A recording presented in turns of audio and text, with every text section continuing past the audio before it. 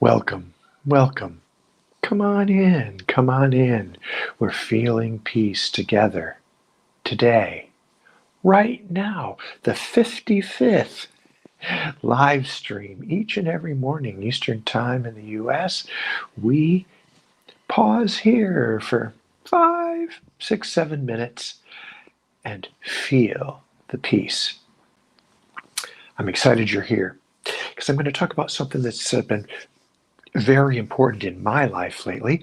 You may have picked up that I work with clients using the core transformation and the wholeness work.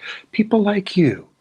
And people often come for two different reasons, but they kind of tend to come together. One is that they have a thought, feeling, or behavior that they would like to change. Maybe it's some nail biting or unwanted thoughts or some overeating or binge watching TV or scrolling. So they have a behavior and the thoughts surrounding them, and they'd like to change that behavior because they believe that they will be happier, more productive if they are able to change that thought, feeling, or behavior. And then there's folks who say, I have this dream. I want to make art. I want to write.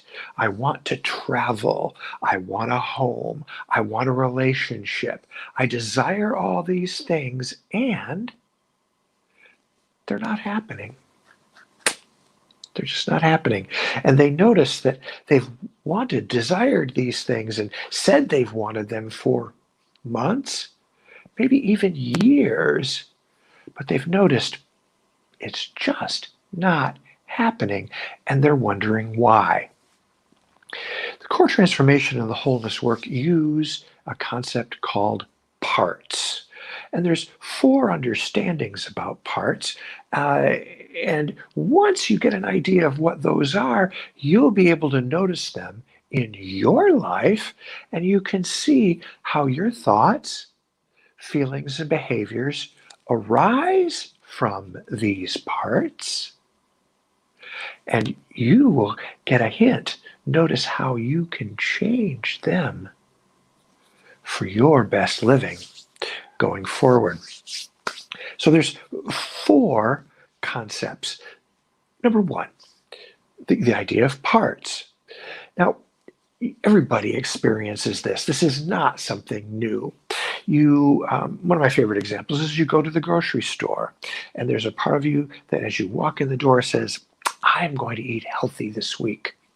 I am going to just pick up the items in the grocery store that are for healthy eating, and that's what I desire." And maybe you get through the produce aisle, and you pick some stuff up, and you turn the corner, and maybe there's the spice aisle, and you're doing okay. But then you turn the corner, and there's the potato chip aisle, or maybe it's the bakery, or maybe it's the ice cream aisle. And then there's a part of you that says, "Oh, I would really like something like that."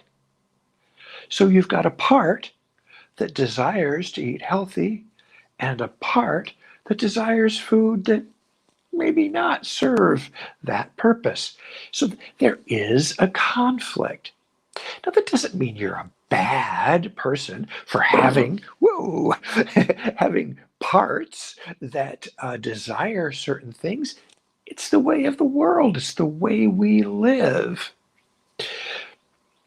The second concept is that parts are in and out of our awareness. You may notice parts that desire to travel, desire to paint, and you're really in touch with those parts. And you may not be in touch with the parts that result in maybe nail biting or overeating. So we've got parts, and we may be aware of them or not so aware of those parts. And then there is the third part of this, and this is the idea that our parts have a positive purpose or intent for us.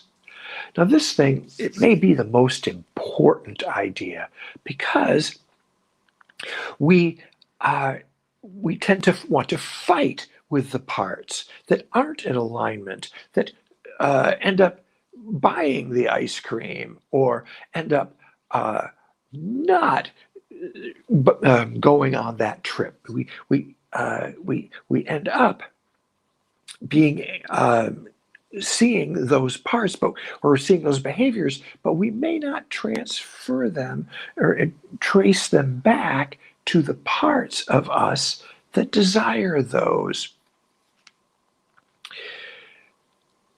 We may say, hey, those parts of us are bad. Well, that doesn't serve us. It doesn't serve us well at all. Our parts are often formed when we're much younger than we are now. And those parts came up with behaviors that worked sometime in the past. It might have been nail biting made you feel better when you were younger, or crying or yelling may have been a behavior that worked when you were much younger than you are now. And so that part says, oh, if I'm feeling these things, I can do these behaviors and I will get what I want. And so I am protecting or providing safety or providing something else. It's got a positive intent because these behaviors, they worked in the past and they are trying them now. Well, these behaviors may not serve us now. So that doesn't mean that these parts are bad or that they want something bad for us. It just means that the behaviors or thoughts or feelings that they're using that worked in the past just might not work now. And then there's the fourth idea, which is, hey, there is a deeper purpose to each one of our parts. So how can we use this practically? One way is to just pause and notice. Step into a time when you had a thought, feeling, or behavior that got some charge to it. It pushed your buttons a little bit. Then notice where in your body or around you notice the sensations of this part. That's a great place to start. Just step into a situation that's got some emotional charge and then notice where in your body or around you you feel sensations while you are in the experience. This just may open up a whole new world in your inner landscape. And one way to become more sensitive to these parts is with noticing the peace that is in, around, and throughout all. It doesn't go anywhere because it's beyond space, and it doesn't dissipate or change because it is beyond time. And when you pause, like right now, and notice this peace,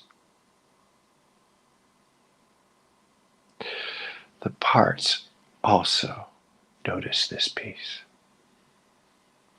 And as you go through your day with people, with circumstances, you may be in touch with this peace.